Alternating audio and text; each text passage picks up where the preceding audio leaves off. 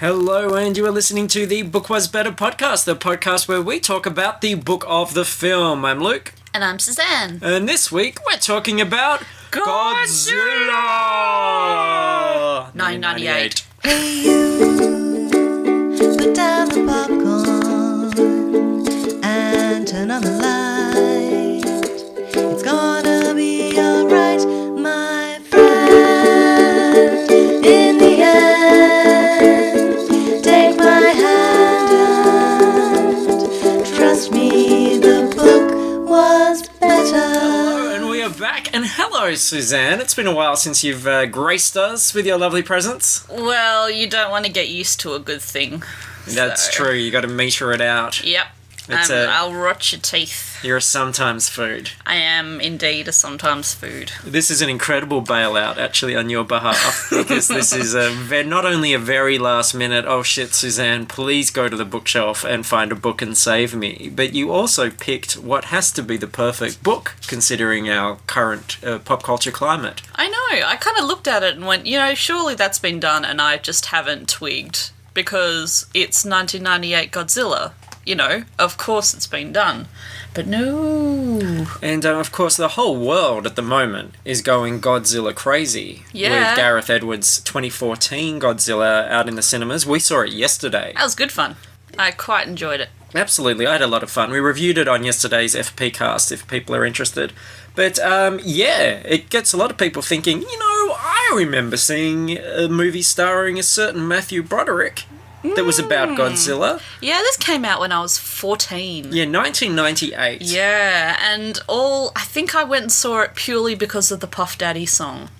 Oh, I don't remember that. Come With Me. It's got a big fuck off sample of Kashmir by Led Zeppelin in it, which confused me for years and years and years because I thought it was just a really cool song, and then I heard Kashmir and went, hey. And then it confused you further because you assumed that Puff Daddy was some kind of time traveller. Not so much. I just didn't quite gather how the whole sampling thing worked. I was 14. I didn't know what the Christ. Well, I think this 98 version will be on a lot of people's minds at the moment, and I wouldn't be surprised if people are thinking, oh, was it that bad? I seem to kind of remember enjoying it. We're here to assure you it was that bad. It was amazingly terrible. It makes this new one look pretty spectacular. So if you didn't appreciate the new one, maybe this is the reality check you need. Maybe this needs to be the palate cleanser before you go to the cinema and thoroughly enjoy a really beefed up, handsome Aaron Taylor Johnson. I thought you were going to say a really beefed up, handsome Godzilla because he's... that too. He's a bit of a fatty. He's based on the original Japanese version, which contained a man inside him. Well, this one contained many mans, I think. Many mans. That's many right. Mans. Yeah, it was a practical suit. It was actually 600 feet high. He was a tubby dinosaur. Jabba the Hutt had about 3 normal-sized people and 12 little people inside it. Okay, so how many Jabba the Hutts would make up one 2014 Godzilla? Probably about 3,500. That's a lot of little people. That is a lot of little people. And Peter Dinklage, despite all his success in Game of Thrones, was actually relegated somewhere in the middle of the tail. Oh, pretty tough. Buddy. Still, he was one of the best bits. Yeah, this is true. Okay, I'm stalling. Let's get into this. Little man's got to eat. Now, this is the junior novelisation, thank Christ. So, we did read the short version. I thought, because it's about 130 pages, and I was thinking, how can they cram this epic Roland Emmerich movie into that shorter space? I realised, having read it, that I wouldn't want it to be any longer. If there is an adult version out there, I'm glad we didn't read it. Yeah, and there's a miserable amount of, behind-the-scenes, non-Godzilla time. Oh, yeah. Into this. And come on, man. No one wants to hear about this guy being a dipshit and all that. Godzilla has a cameo in this book. But it's written by the late, unfortunately, bless her soul, H.B. Gilmore. Writer of such classics as... Saturday Night Fever, Pretty in Pink, okay, Fatal Attraction, and quite a few other novelisations beyond that. So this is a name we might see come up again. Did she branch out into her own shiz? I think maybe a little bit, but also did some other kinds of tie-ins. Like, she did a book called Even Kermit Gets Angry, Now, I did Google even Kermit Gets Angry. That sounds like mood therapy kids' books. Yeah, and the only thing I could find reference to this thing was on her author pages around the place. I couldn't find any pictures or images. I'd love to know what really got Kermit angry this time. Well, doesn't Kermit get angry a fair bit? He gets angry. Yeah, he's always kind of pissed off. That flailing, squealing kind of stage. He gets frustrated. He gets angry in Muppets Take Manhattan, and that's my favourite Kermit angry bit. It's something I relate to as somebody who has led teams in the past. You've got all teams of Muppets. Yeah, pretty much. You've got all these Muppets behind him, like all their plans have fallen through, and they're going, Kermit, what do we do now? Kermit, I thought we were going to be big Hollywood stars. Kermit, what? And he just turns around and he's like, how the fuck would I know? All right. I just don't fucking know. Fucking figure something out for yourself for a change, you fucking fat pig. And everybody's like, ooh, shit, alright, we'll just be going our separate ways now. Yeah, I think the censors really kind of responded to that one.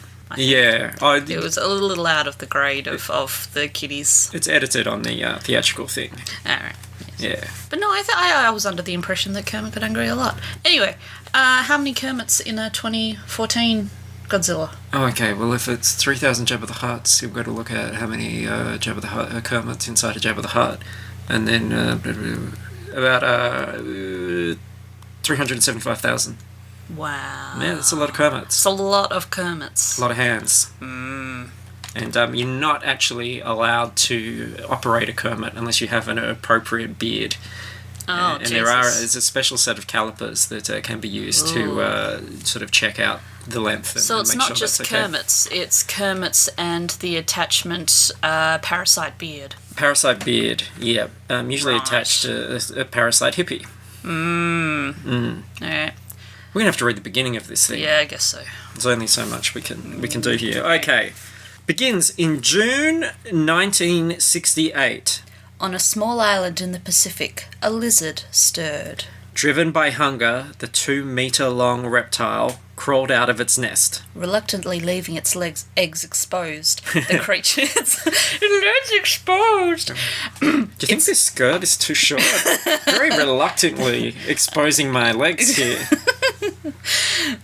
Dear. All right. Reluctantly leaving its eggs exposed, the creature moved cautiously out of the jungle and started across the warm sand to the sea. Then the big lizard stopped. Sensing danger, it paused at the water's edge, suspiciously sniffing the air. Its alert yellow eyes shifted nervously. Something was wrong. The lizard turned abruptly and scurried back into the steamy underbrush, hoping to protect its nest against the mysterious dark force. Moments later, a squadron of French bombers roared over the island. A missile shrieked to Earth, exploding on impact. The sky went blindingly white. Then everything turned dark. From a gigantic mushroom cloud, deadly flakes of nuclear ash drifted down onto what was left of the little island. The fiery explosion had incinerated the thick jungle. The sparkling sand across which the big lizard had skidded was now a beach of boiling grey ash. Toxic debris, many centimetres thick, covered the remains of the creature and began to smother the nest it had tried to protect. Only one egg remained. Into its damaged shell seeped the suffocating fumes that the French nuclear bomb test had unleashed. The fucking French! Fucking French. Gotta screw up everything. Ruined a lizard's Christmas. There are a couple of things that annoy me about this. Okay. Most of which I think are probably biological weirdness. You're gonna bring science into this. You've got to bring science into this because Matthew Broderick is a scientist. Oh, that's true. Okay, I never thought of it that way. A scientist in a capital, S inverted commas form.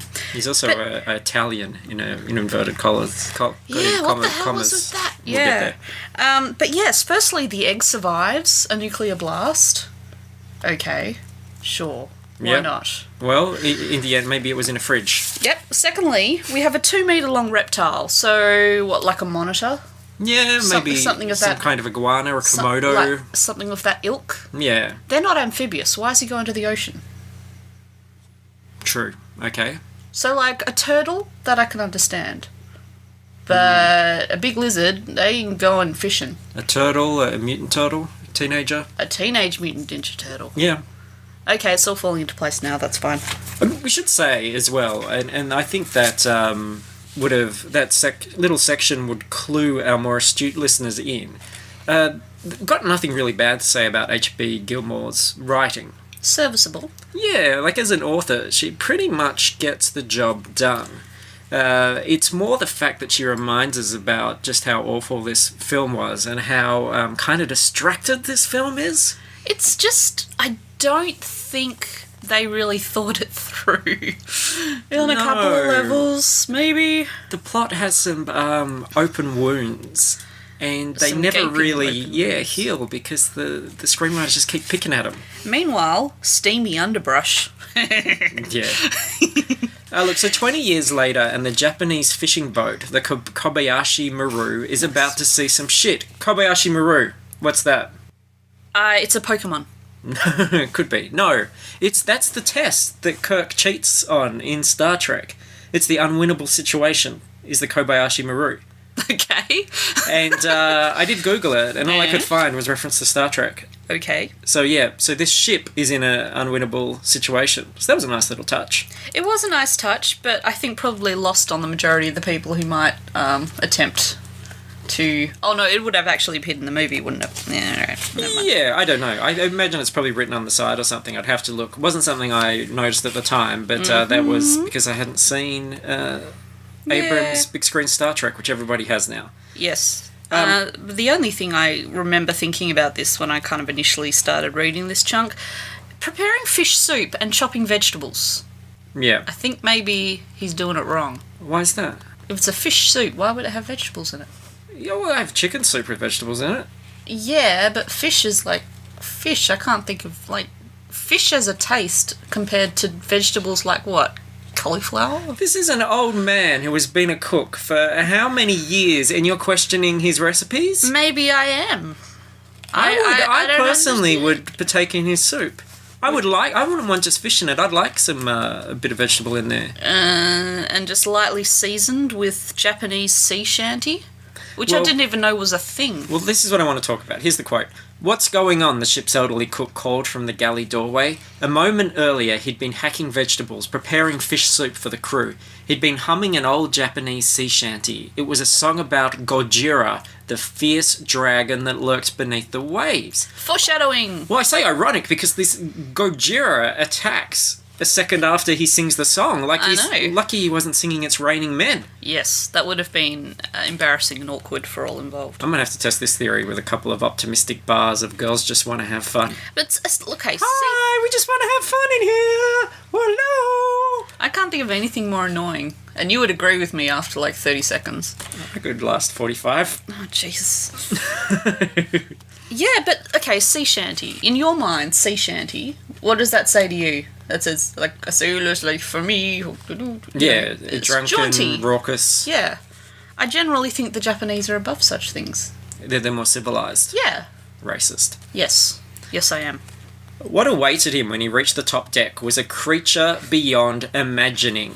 More monstrous than the old seaman's most violent nightmare, it reared up out of the ocean and lunged at the bridge of the doomed fishing ship. Old seaman. So apparently, not only a creature beyond imagining, but a creature beyond describing too early along There in is this book. so much pussying out of describing this creature. And to be fair, let's just talk about the freaking creature design on this. Because this thing has a jaw like Ron Perlman.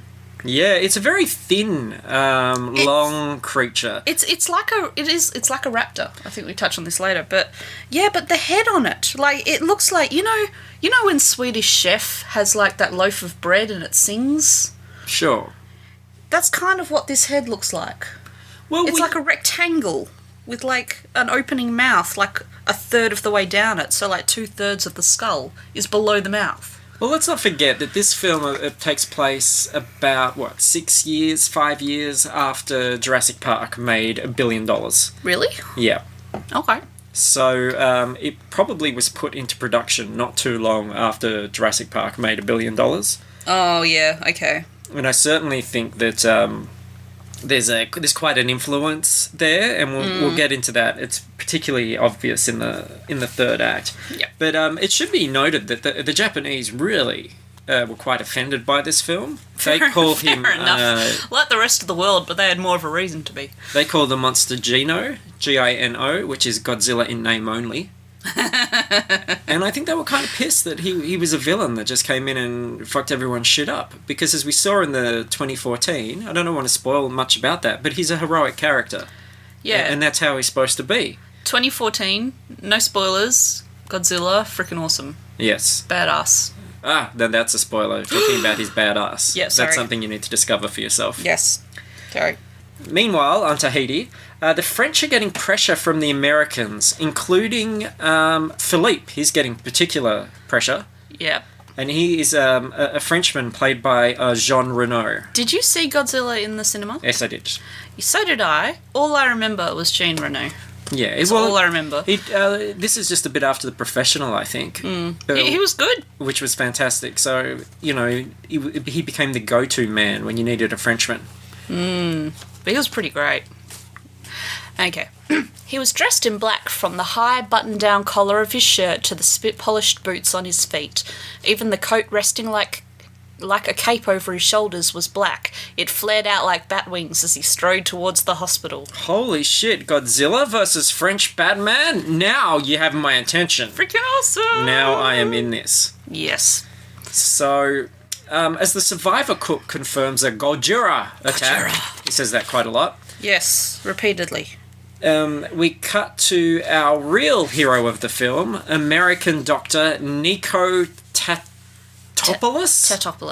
I was going to make a point about how incredibly easy that surname is to say. Tatopoulos. I spelt it wrong here. I've written Tatpopoulos. Nico Tatopoulos, played by crazy Italian character actor Matthew Broderick. What the hell? Yeah, why? And it's a Greek surname. That's a Greek name. It's a Greek name. Yes. Okay. And he's playing in Italian? No. Okay. I just didn't. I'm just dumb. Okay. I was like, I don't remember him doing an accent. I'm ignorant. I just, when I was 14, I was paying no interest to, in terms of actors. I had no idea who was playing what, and I didn't really care, so... It's because you've never tasted the bountiful fruits of Ferris Bueller's Day Off. Ew. Or Inspector Gadget. You saw him in Election. Did I? Yeah. Yes. He's the male lead in that. Yes, I did. Hard to remember anyone beyond Reese Witherspoon being awesome. Yes, this is true. But does Matthew Broderick strike you as a Greek god? No. Not really. Is there any actors in your mind that strike you as a Greek god? Greek god? Yes. No. Didn't Russell Brand play a Greek? No, he was going to the Greek. Oh. Going to the Greek. Okay. Yes. Anyway, Nico Tatopoulos is scrolling. He's in Russia. Yes. Well, no, he's not actually, and this was my gripe. Isn't he in Chernobyl? Yeah, Chernobyl's not in Russia. Yeah. Chernobyl's in Ukraine. Okay. So there's constant references to Russia and Russians and stuff written in Russian. I'm like, if I was Ukrainian, I'd be pissed off. It's like, no, that's my freaking world-class nuclear meltdown. You can't take that away from me. I just realised I'm as ignorant about the world as the average American. Oh, snap. He has a metal case of scientific equipment, which inexplicably has pictures of a blonde X-flame taped to the inside of it. Yeah, that seems helpful, in the field. Oh. Audrey, the blonde in the snapshots, was right, Nick thought as he knelt in the mud. My life would have been boring for her. Here he was, for instance, in a slimy field in the midst of a Russian downpour, checking the effects of radioactivity in Chernobyl earthworms. Because a lot of our younger listeners might not realise this, but back in 1998, if a woman married a man, she was required by law to accompany him every day to his day job. 2 steps to the left and 2 behind. Yeah, and those whose potential wives had gotten away from them, like Audrey here, were required to at least carry pictures of them to work at all times. I'm going to point this out as well while we're talking about this. Chernobyl. Yes. If you were to surprise me with a trip to somewhere and we went to Chernobyl, I don't think I'd be considering that boring. It would be pretty exciting. I would be freaking out of my mind. I love the Chernobyl stuff. Think of all the Instagram opportunities. I know, seriously. And also, just while we're talking about radioactivity making earthworms, like gigantic fuck-off, like monsters, that's actually kind of the exact opposite of what happened to all the animals in that area. They all got little and stunted. Didn't they glow in the dark and get extra legs and eyes? Nope. Damn it. Sorry. I'm singing in the mud, just scooping up my worms, he warbled. See, Nick seems like a perfectly good catch to me. Seems like a dipshit. And look, and then helicopters turn up and remove Nick from the restricted area to reassign him due to some secret shit that is happening. Essentially the exact same thing that happens in the 2014 film. Yes, to a far less likeable dude. Also, he had music in his headphones. He didn't hear the Russian helicopter landing behind him. He was singing loudly, with his Walkman, no less. A lot of dated Russian things in helicopter, a military helicopter landing behind you. here. Yeah. What the Christ? You think it would ruffle his thinning hair. You would think so, yes. So Nick is taken to a destroyed village in Panama, where he stands in a giant footprint and gets to watch a tape of the old cook saying "Godzilla" for about the 13,000th time so far in this film. But look, fuck all that shit, because I want to go to New York City, where the Ninja Turtles, the Lokis, and Cloverfields are pretty much an everyday occurrence. I'm so sick of New York City. I really am. I'm like, is there no interest in gigantic reptiles and fucking up some other city somewhere else? Somewhere in Cleveland. Somewhere in Cleveland. And, it's just, it annoys me. Detroit turns up and goes, oh, someone beat me to it. You know what? There was something else that annoyed me. Before we bounce back to New York, someone's sneezing, he's got a runny nose, he's all like snuffly and gross, and they're like, oh yeah, he's allergic to fish. Now that's not how allergies work, right? Okay. Like, if you're allergic to fish, then you're allergic to eating it. When did you become a scientist all of a sudden? If you're allergic to bees, you're allergic to being stung by a bee. What if you're allergic to peanuts and you get like, someone puts peanut butter on your collar? Wouldn't you start to react? Well, yeah, that'd have to be an incredibly virulent one, but But the thing is, people are sneezing and snuffling because of, pollen spores. You're not going to get that from a fish. Fish spores. No. I'd so totally go and see a film called Fish Spores. I would not accompany you. Fish spores, ba ba ba, fish spores, ba ba ba, fish spores, ba ba ba ba. You better copyright that shit. Anyway, back in New York, we meet Audrey Timmons. Hereafter referred to as Dipshit Audrey. The blonde from The Snapshot. This was the day she'd been waiting for. Today, she was going to be promoted from Charles Kaman's assistant to on-camera news reporter. Definitely, if her boss kept his promise, which he never did. Think positively, she reminded herself as two desperate New Yorkers ran at her, ready to do battle for an empty cab, probably with a mace and hidden weapons. Yeah, I already don't like this person. Well, it turns out she really fetches coffee and groceries and writes scripts for the sleazy anchorman Kaman, and we spend like an unrealistically crazy amount of time on this because, that's clearly what the kids want from this Godzilla movie. You need to understand Audrey's inter-office politics before we can accept her running around and screaming later. Yeah. See, now, remind me if I'm wrong, because it's been a very long time since I've seen them, but the live-action Ninja Turtles movies way back when... Yeah. Didn't April O'Neil have a very similar subplot? No, well, she was... Where she was dealing with the shit from one of her superiors who was stealing all her work? No. Are you sure? Yeah.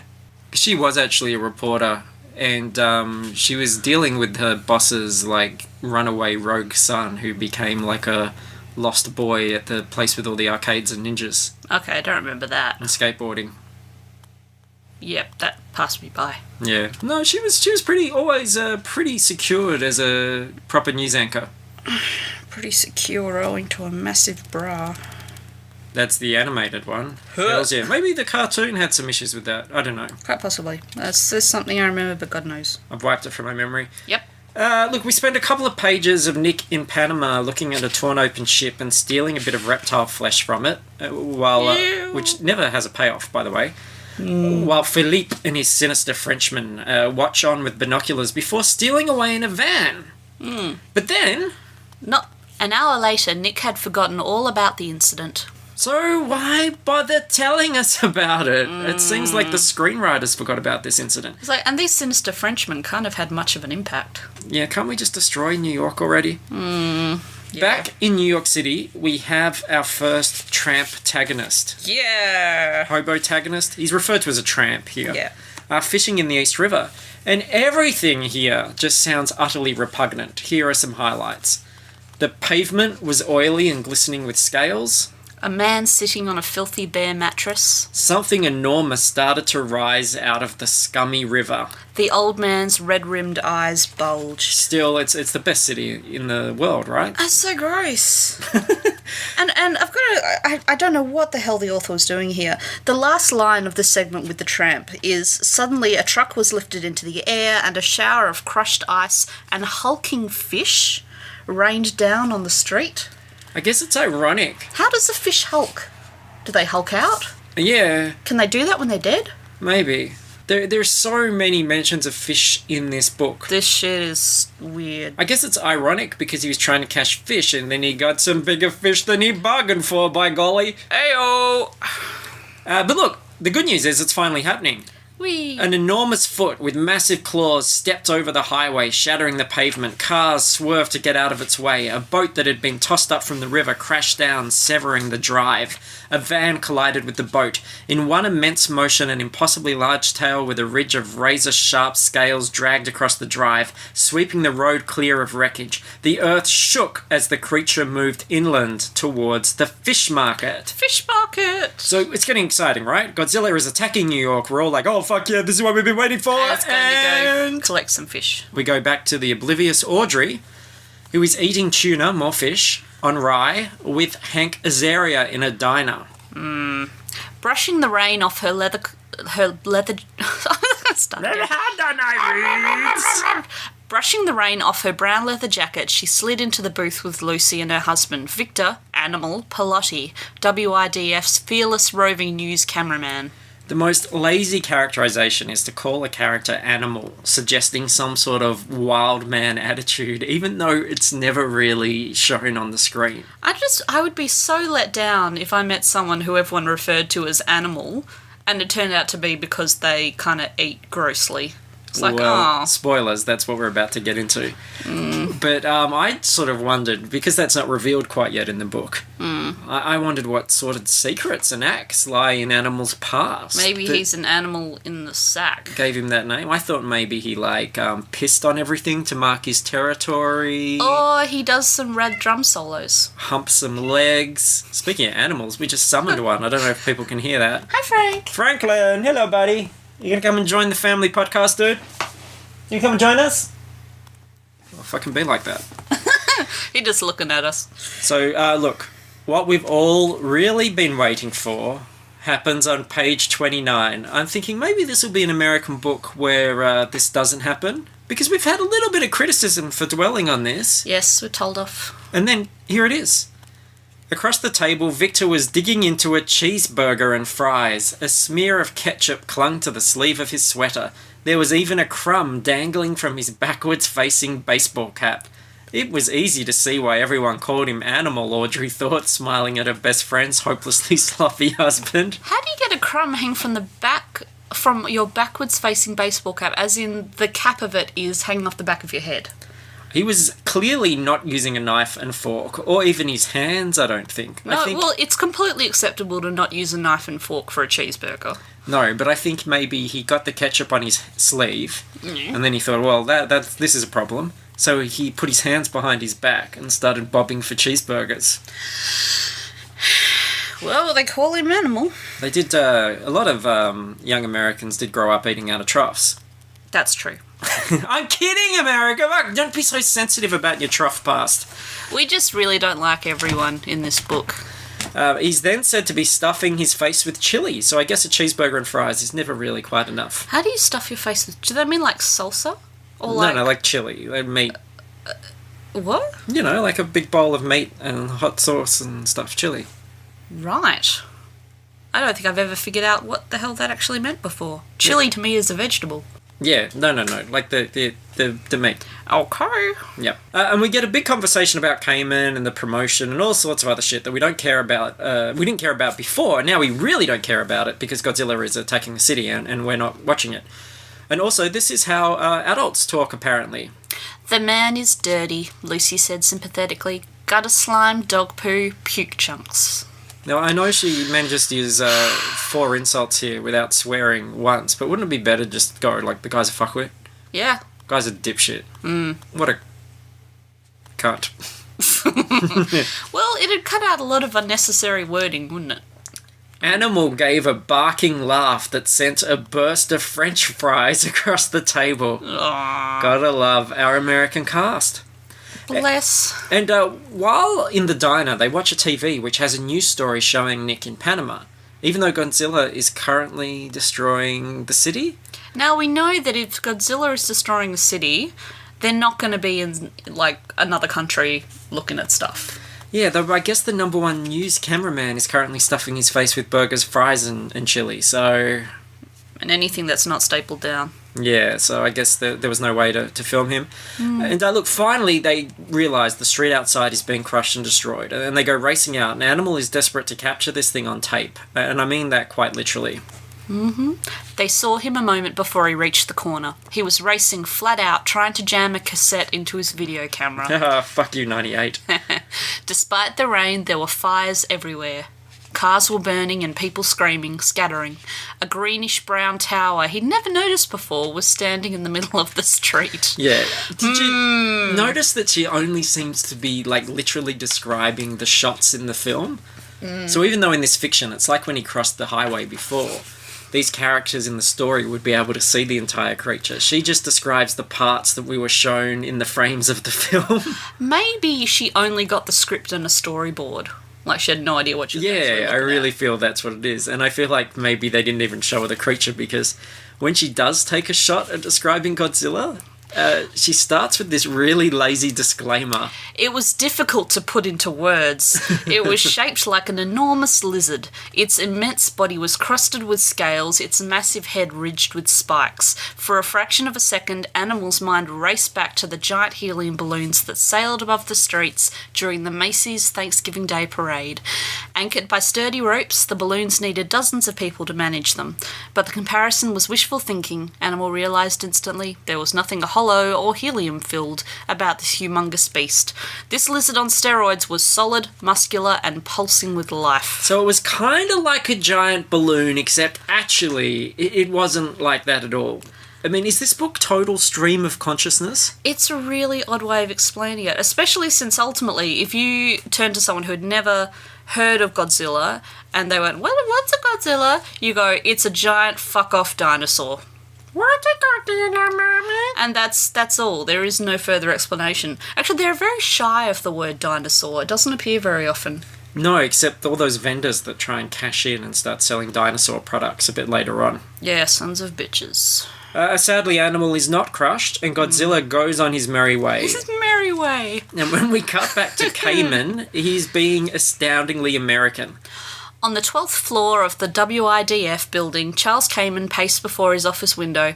"I don't care," the irate anchorman was shouting into the phone. "I don't give a rat's tail about some war in a rinky-dink country with a name I can't pronounce. Find me a decent story, will you?" Now, look, let's use this to talk about the... lately it's been pointed out that we've been doing a lot of anti-American, I'm using the bunny quotes here, the invisible bunny, our old friend, Harvey, quotes here, you know, saying that we do it a lot, and let's remember that we have a lot of American friends out there, a lot of American listeners. Yes. Now, look, I love our American friends. You know, we are criticising the fiction. They're good eggs. And the thing is, I said this on the Facebook page, it's all about context. For me, when they naturalise bad behaviour, that's when I have the issue. Like when there's really sort of gross things and it's treated as a joke or not even a problem, then I think we should call it out. Well, to be fair with this particular circumstance, because Cayman's supposed to be just a dipshit who you really don't like. So, you know, I see where they're coming from. I know, but it's still supposed to be a funny line. Like, oh, isn't it funny that he doesn't give a shit about other countries and stuff? And he doesn't know anything about them. But that's something that just keeps coming up in American fiction, in pop culture. And I just think, like, sometimes there's that flack on us as to, well, why do you dwell on these stereotypes? And why do you keep talking about these dumb stereotypes? Which, obviously, these stereotypes don't reflect our enlightened listeners. Nope. But I'm saying, we're not making this shit up. Like, it is on the page in front of us that these characters are stuffing their face with hamburgers, that these characters are being ignorant about other countries. I mean, that is all in the book. We're not making it up. When we're reading, like, Labyrinth, we're not talking about hamburgers and that sort of stuff. Well, maybe we did. some of I don't us. remember.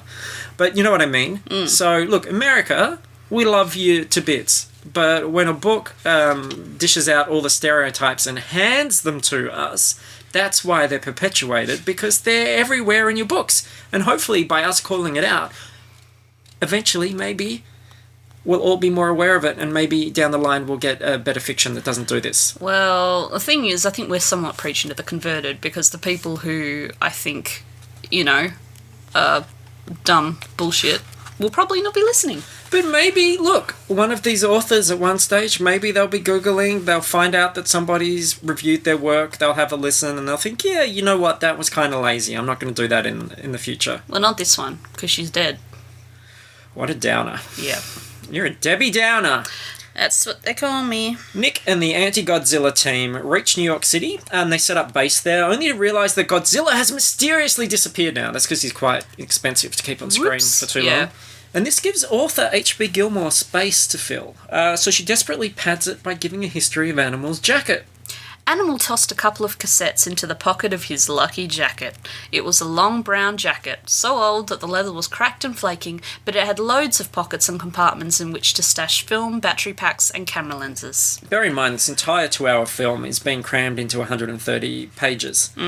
And it's very quickly get from A to B novelization. So to pause for a few sentences to talk about the pockets of his jacket is insane. How monstrous must the pockets of these jackets be if he's putting a couple of video cassettes? It's like it's some kind of TARDIS jacket.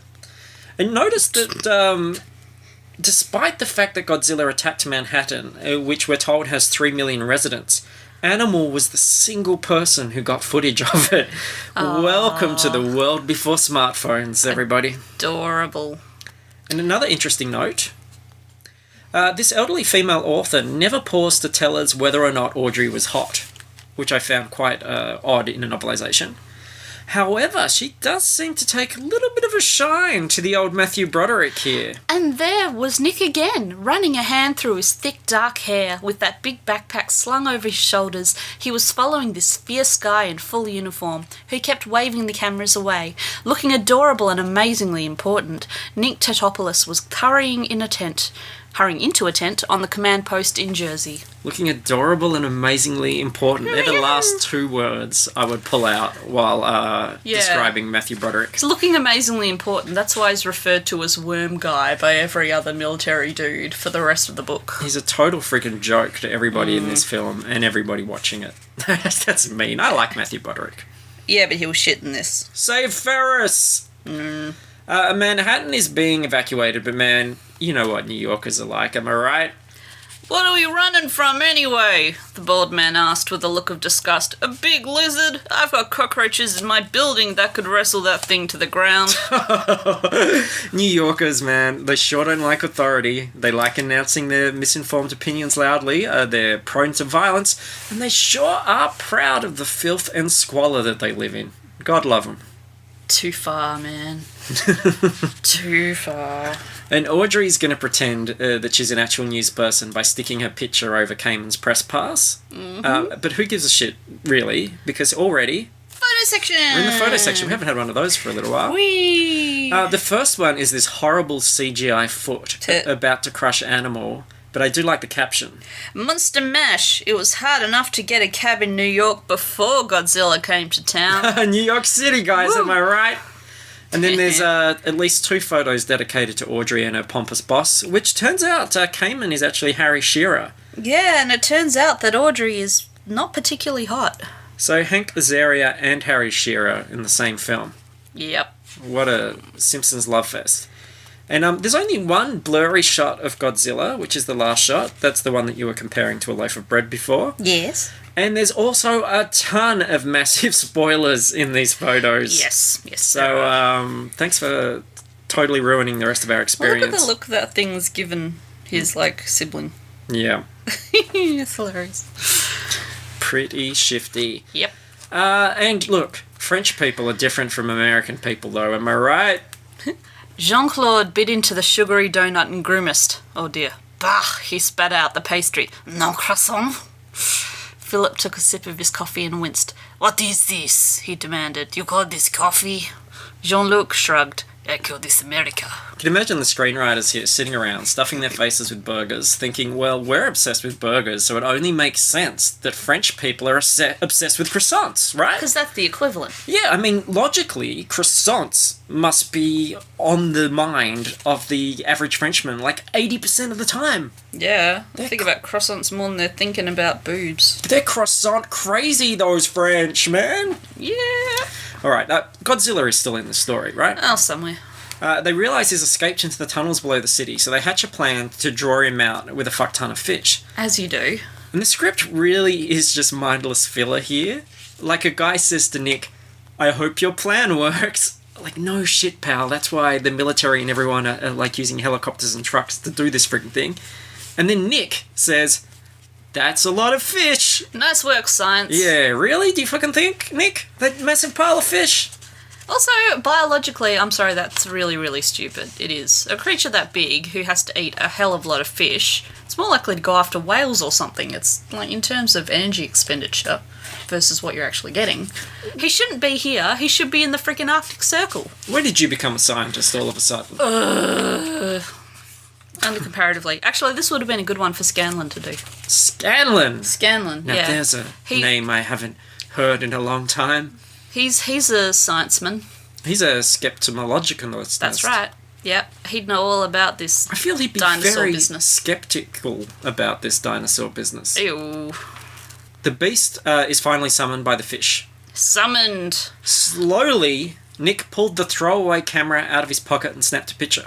And then threw the camera away, I suppose. Why? It's a God, do you throwaway. remember those disposable cameras? My God. Can you imagine the kind of picture he would have gotten with a disposable... So he's carrying like a video camera, a stack of video cassettes, and a couple of disposable cameras. No, that's Animal. This is Nick. Oh, it's Nick. All right, sorry. Yeah. Sorry. Come on. Sorry. These characters are so well defined, you'd think you'd be able to tell them apart.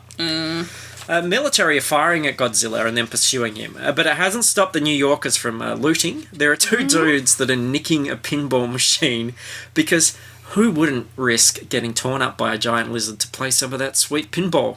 As you do. I understand their priorities. And after a couple of pages of bland action involving helicopters, explosions, Godzilla escapes. And I think this whole multi-page sequence was actually summed up far better in the caption in the photo section, which said... We fed him, Nick noted, as Godzilla devoured truckloads of fish and then escaped. Summed up in a sentence. As you do. Perfect. Nick suddenly gets the urge to buy half a dozen pregnancy tests from the chemist and then awkwardly bumps into Audrey for some more stellar dialogue. He knew the grin was dumb, but there was nothing he could do about it. He felt ridiculous and sounded worse. Hi, hello, you look... Wow, how have you been? This is worth our time, isn't it? This relationship was the relationship we had to know about. And then they go and have tea? And it's so bizarre. Okay, he went and bought half a dozen pregnancy tests, runs into his ex-girlfriend, and yet she never realises that's what he's doing. Yeah, because that's the obvious comedic lineup. Absolutely. She's like, oh, you did these for your baby mamas? You know? Something like that. That would be good. Yeah. And it's just, I find it really, really strange that, you know, they go have tea, they do all that, and he's all like, you didn't call me or talk to me or, contact me at all, after I asked you to marry me, and then you just disappeared. And she's like, oh, you're still upset about that? Sorry, like, Jesus Christ. You're kind of a dipshit. Yeah, she's such a dipshit. And then he's like, yeah, I kind of am. And then she, tears up. Like, oh my gosh. But he still tests Godzilla's blood all through this. Yeah. And discovers that he is pregnant. You can use blood on a pregnancy test? I don't know how this worked. Because that seems gross. Well, the alternative is also gross, but that's not the point. And where was he going to get a bucket of Godzilla piss at this hour? I would have thought it'd be more easily accessible than blood, but anyway. And Audrey pokes around Nick's stuff and finds... Audrey pressed fast forward. The tape whirred ahead to an aerial view of enormous footprints tracking through a jungle. She fast forwarded the tape again and this time saw a massive ship stranded on a beach. Oh my god, she's watching the entire beginning of this movie. Inception. And she steals the tape because her career is the most important thing in this giant monster movie, right? And she's surprised that, he thinks that she's a bit of a dipshit because of how she handled their relationship. So she just takes off with, his CIA footage, which could get, all of them arrested. And he's all like, oh. And the segment that she puts together sounds so unprofessional that I'm amazed that she would ever have a shot at this. Locked inside the editing bay, they watched the segment on 2 monitors, which is why Audrey's voice came through the speakers. In this case, all the king's horses and all the king's men may not be able to put the Big Apple together again. Seriously? That is seriously what an adult human wrote. And that's why she's still fetching coffee. But then the story is, but Kamen steals it. Nick does get fired from secret anti-Godzilla mission. Yeah, no shit. And then she just rocks up and is like, oh, is that because I took the tape? No shit. And we find out that he's called Godzilla because stupid Kamen can't pronounce Gojira. And the French men are pissed. You're going to make me do this accent again, Jesus Christ. A few blocks away, Philippe snapped off the TV monitor in his hotel room. Idiots, he declared. It's bad enough they called their donuts croissants and their undrinkable coffee French roast. Now they're calling the beast Godzilla. And this was before the whole, this is 3 years before the whole Freedom Fry incident as well. You can already tell that tensions are just boiling. Yep, and the French have a grand old history of antagonising everyone. And they're really upset about this whole croissant situation, that's for sure. Well, that's bullshit, let's be fair. So look, Godzilla is hardly in this thing at all. Now it's just Nick and Audrey arguing about the news story for pages, like you're saying, you're supposed to be my friend, why'd you steal the tape? And then by coincidence, Audrey just happened to bump into Nick while he was waiting for a cab. And then by coincidence, when Nick leaves with the cab driver, the cab driver happens to be Philippe, the French Batman, who wants help to find Godzilla's nest. And by further coincidence, Animal happened to see the whole thing and tell Audrey about it. 3 million people in Manhattan. Yeah, that's almost like 1.5 Perths. Whoa. And this is how we know that Animal means business. He started going through drawers, taking out a flashlight, battery packs and blank videotapes and stuffing them into pockets of both the coat and the scruffy old jacket. This coat and the jacket. Whoa. All the pockets were filled with tapes. Whoa. He is going to cook up a lot of footage. Mm-hmm. And look, Philippe gets past American security by chewing gum and speaking in a fake southern drawl, and then declaring afterwards that he loves Elvis movies. I actually I do remember this bit from the movie, and it was actually quite funny. It was just these French dudes and they're handing out chewing gum and just going. Screenwriters clearly think that the audience is going to be howling with laughter, and they were, thanks to people like you. Yeah. At the Frenchman pretending to be American. It's like the novelty of, look, that dog's wearing pants. He thinks he's real peoples.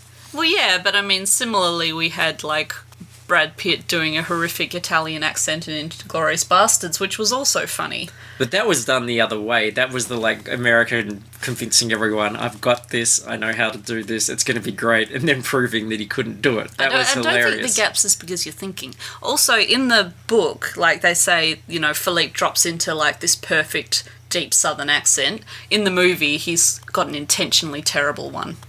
I don't know if it was intentional. I think it works in the movie because it's Jean Reno, and he's amazing balls. He's awesome. So Nick and Philippe finally realise that the beast has its nest in Madison Square Garden, but because Philippe is a foreigner who clearly doesn't know about anything that happens outside of his own country or doesn't involve croissants, Nick has to explain this. The hole above us opens into Madison Square Garden. Oh. It's New York's most famous sports arena, he explained. Oh. That big broken box on the floor is the scoreboard. Oh.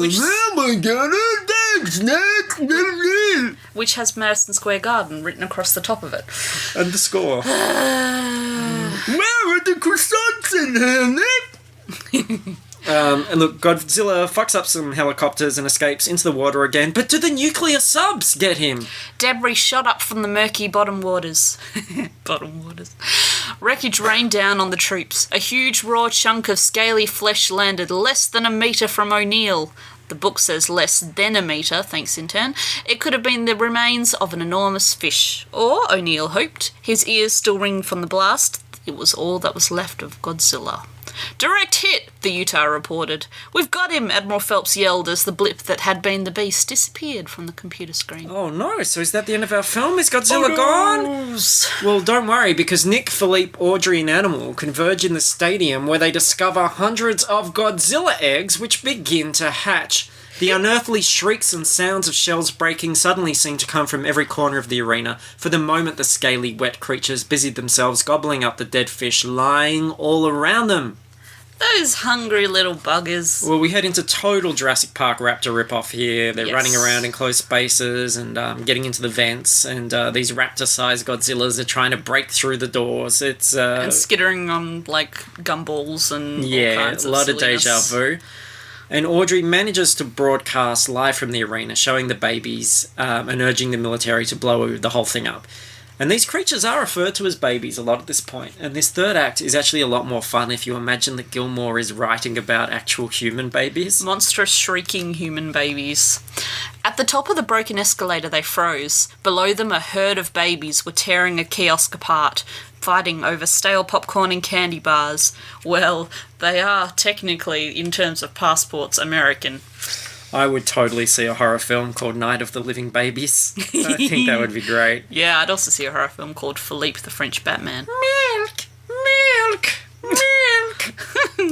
After the stadium gets blown up and the gang escape in a cab with the wounded but actually still alive Godzilla angrily chasing them. You know, like the T-Rex in Jurassic Park. The angry and really freaking pissed off Godzilla. But the military blows the shit out of Godzilla with their fancy planes. But then suddenly, they've been trying to kill this thing forever, that everyone suddenly feels really sad.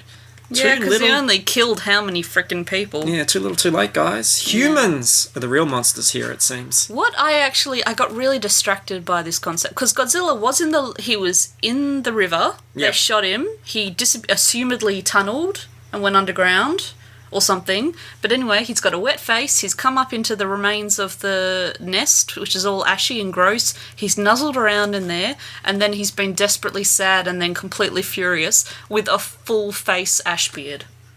Ash beard. A full face ash beard. How can you take that seriously? I would just be laughing. I would be, hey, look, guys, it's Zach Galifianakis up You'd be in like, here. come on, you've just got a little bit of something, just there. I'd just be licking a tissue, trying to wipe his chin.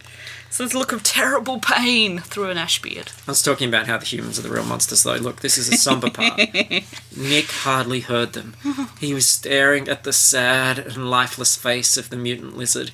Even as he tried to comfort Audrey, he felt a strange and deep sadness at the sight of the toppled giant. Well, it's not like you just totally frickin' incinerated all of its babies. Yeah, that's true. You did kill all its babies, guys. Yeah, so come on, perspective. killers. And they were little, they were cute.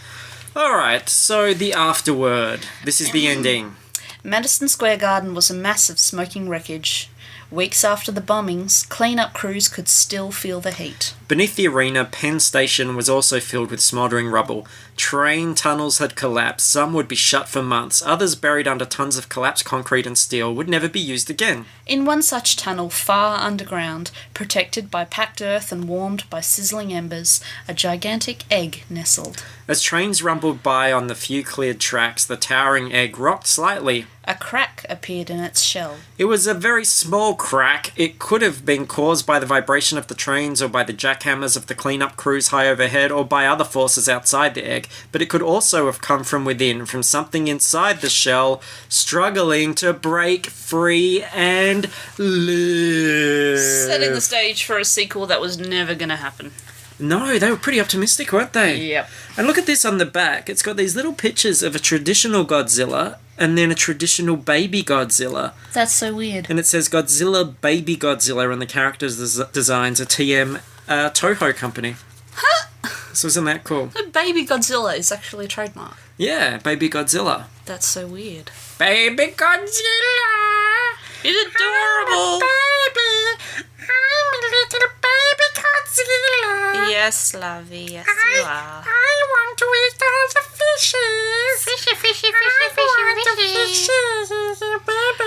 Yeah. So comparatively, in the Godzilla that we just saw 2014, they feed on radiation.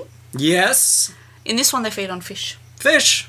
Lots of fish. Lots and lots of fish. What do we say? That the character design for the, as in terms of the actual Godzilla, like the Beast Godzilla, like he's supposed to be this like ultra speedy swimming and tunneling machine. Yeah. And like there is nothing about that design that says a tunneler or an amphibian or a swimmer.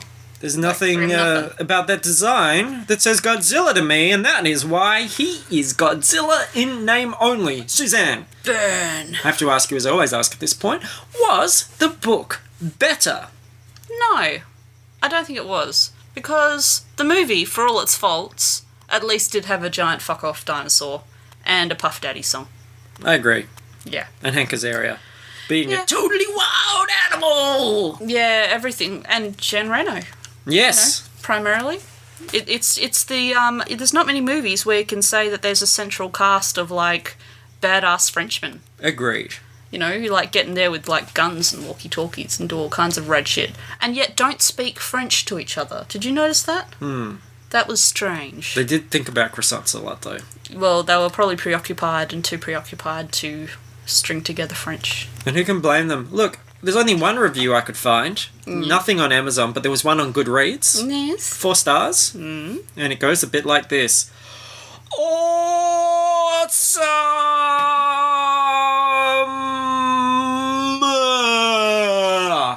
Well, don't hold back, buddy. Let us know how you feel. Guess they like that one. Yeah. And may I say, by the way, and this No, you just may not. horrifies me. I've been pottering around the house today, as I do on Sundays, and Luke started reading this before me. So he got halfway through the book and decided in order to speed up this process, he tore the book in half and then put aside the first half for me to look at while he finished the second. I didn't come upstairs again for ages, so by the time he'd finished, he just had this book that was torn in half right down the middle. Makes sense to me. What the fuck? That's a smart thing to do. No, it's not. It's a book. Well, I'm reading the second half. You can read the first half because I detached the two things. I serialized the book. I wouldn't even fucking do that to a Paris Hilton biography. What the hell is wrong with you? That's a reaching back reference. Yeah, it is a bit. I was trying to think of a more recent one. A reach around reference. Ew. Rawr. Kardashian? Well, look, we're not going to keep this book, are we? You don't want us to be carrying around these That's old not the novelizations for the rest of our point. lives. That's not the point. But it's about being practical. I'm a librarian. This kills me. I'm a librarian too. No, you're not. But the thing is, He's full of shit. He's not. rather than keep the book, because you and I, darling, just recorded this podcast together, forever, we have the memories of you and I enjoying this book together are out there on the internet forever. You're full of shit. And we are sharing our memories about reading this book, with the entire globe. So if that means ripping a book in half to make that happen, then damn it, I'm prepared to do it again and again and again. Ladies and gentlemen, 10 years. Okay, so that's the show. Thank you so much, Suzanne, for joining us. Yes. Really do appreciate it. That was a lot of fun. Yeah, it was alright. You were great. Yeah. And please come onto the Facebook page, like us, review us on iTunes. Tell me how good I am. Come and join the discussion. There's a Yeah. discussion thread on the Facebook group page. There is, and we love our Americans. And we love our We love Americans. them. We love you. We're making fun of the Love fiction, them. not the reality.